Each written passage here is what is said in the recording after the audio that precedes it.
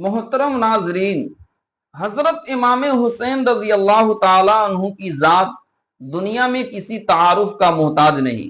इमाम हुसैन ने 10 मुहर्रमुल हराम 61 हिजरी बमुताबिक 10 अक्टूबर 680 ईस्वी में करबला की जंग में जो कुर्बानी पेश की, उसकी वजह से वो रहती दुनिया तक के लिए मशहूर हो गए।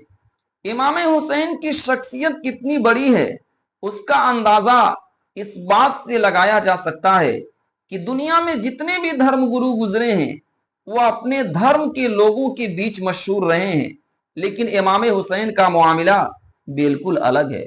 मुसलमान तो इमाम हुसैन के दीवाने हैं ही, लेकिन गैर मुस्लिम भी उनकी शुजाअत बहादुरी, उनकी हिम्मत और हौसले की तारीफ करते नहीं थकते। तारीख में ऐसे बहुत से non Muslim scholar, philosopher, historian, scientist और फ्रीडम फाइटर्स गुजरे हैं, जिन्होंने इमाम हुसैन को लेकर ऐसे ऐसे बयान दिए कि जिन्हें सुनकर दुनिया दंग रह गई। भारत के राष्ट्रपिता महात्मा गांधी भी इमाम हुसैन से काफी प्रभावित थे। उन्होंने भारत की आजादी का मंत्र इमाम हुसैन की जिंदगी को पढ़कर हासिल किया था। महात्मा गांधी लिखते हैं कि मैंने इमाम हुसैन ही से सीखा है कि जब आग के ऊपर जबर हो रहा हो, उत्पीड़न हो रहा हो, तब भी कैसे जीत हासिल की जाती है। एक दूसरी जगह उन्होंने यहां तक कह दिया था कि अगर भारत को एक सफल देश बनना है तो इमाम हुसैन के नक्शे कदम पर चलना होगा। और एक दूसरी जगह लिखते हैं कि अगर मेरे पास हुसैन के 72 सैनिकों जैसी सेना होती तो मैं 24 घंटे में भारत को आजादी दिला देता।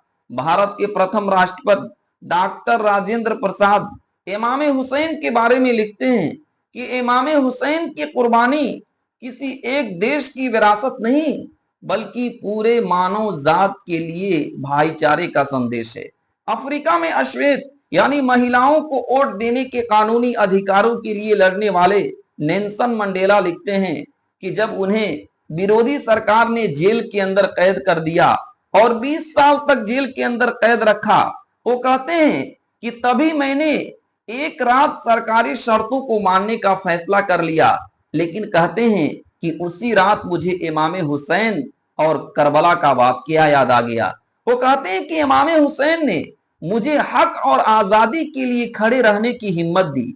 यही वो नेल्सन मंडेला थे जो बाद में साउथ अफ्रीका के राष्ट्रपति बने।